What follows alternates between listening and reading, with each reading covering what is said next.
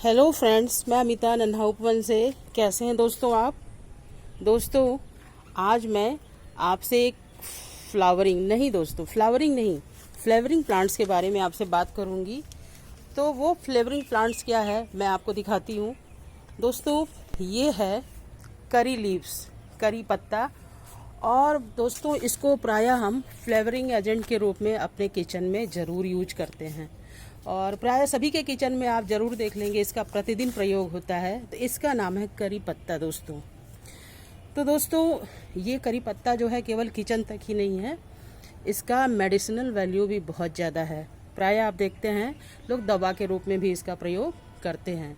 तो दोस्तों, आज हम इसी प्लांट की बात करेंगे जिसे हम करी पत्ता या मीठी नीम के नाम से भी जानते हैं।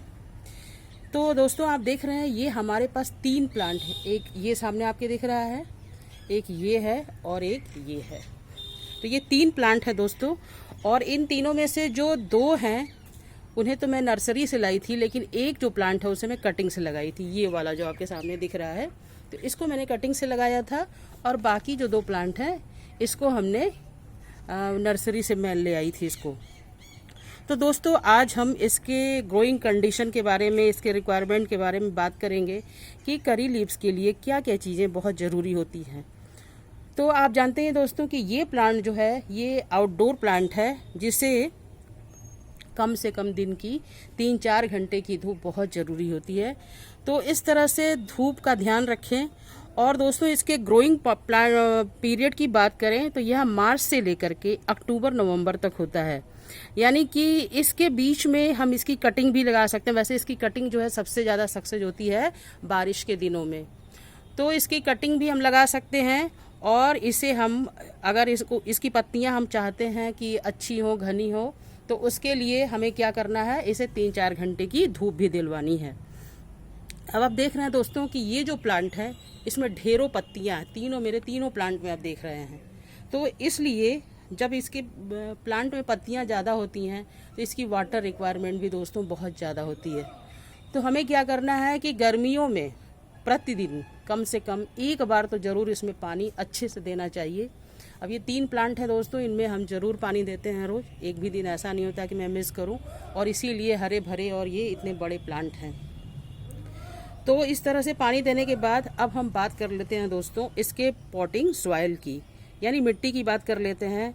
तो दोस्तों, इसके लिए जो मिट्टी का एक रेशियो होना चाहिए, उसमें हम क्या लेते हैं, गार्डन सॉइल और सैंड, ये थोड़ा ज़्यादा लेते हैं।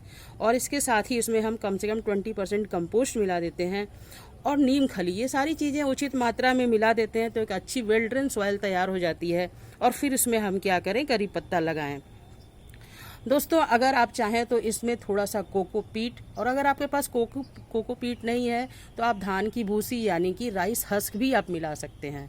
तो इससे भी जो मिट्टी होती है बड़ी भुरभुरी हो जाती है और पानी आराम से इससे पास हो जाता है, निकल जाता है। तो जो वेल्ड्रेन सॉइल होता है वो पौधों की बढ़त में बहुत मदद करता है दोस्तों। अब दोस्तों, हम इसके फर्टिलाइज़र की बात कर लेते हैं कि इसे कौन सा फर्टिलाइज़र दें।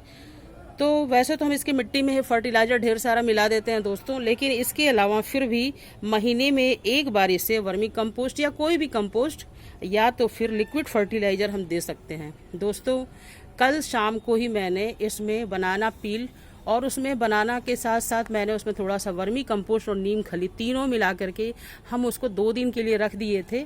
और कल इसे पानी में डाइल्यूट करके मैंने अपने सभी प्लांट में दिया है और करी लीव में भी दिया है। तो आप देख ही रहे हैं कि कितना स्वस्थ और अच्छा पौधा है, ये आपके सामने दिखाई दे ही रहा है दोस्तों। तो अब इसके पॉट साइज की बात कर लेते हैं कि दोस्तों इसके लिए पॉट कैसा होना चाहिए, क्योंकि एक सही गमला या एक सही पॉट होना बहुत ज़रूरी होता है, एक सही साइज का।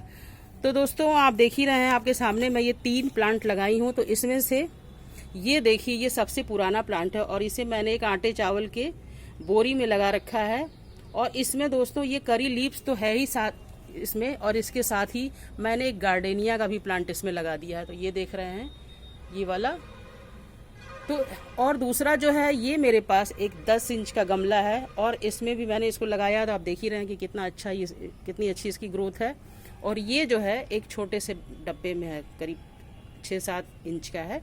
तो इसमें तो कहने का मतलब ये है दोस्तों कि कम से कम 10-12 इंच का अगर हमारे पास पॉट हो या ग्रो बैग हो तो उसमें हम क्या कर सकते हैं, इसको अच्छी तरह से लगा सकते हैं और इसकी ग्रोथ भी अच्छी होगी दोस्तों।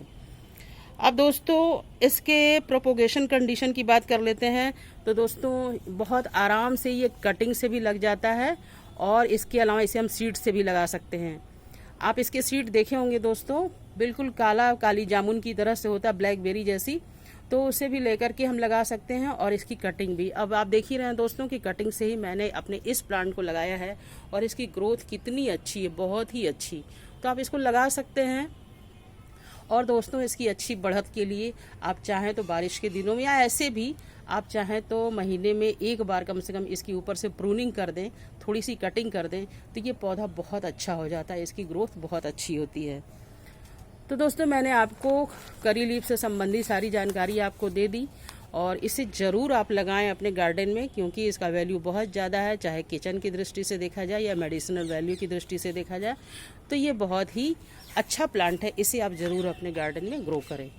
तो दोस्तों चलती हूँ, अगर वीडियो अच्छा लगा हो तो आप इसे लाइक करें, शेयर करें और सब्सक्राइब करें। Thank you.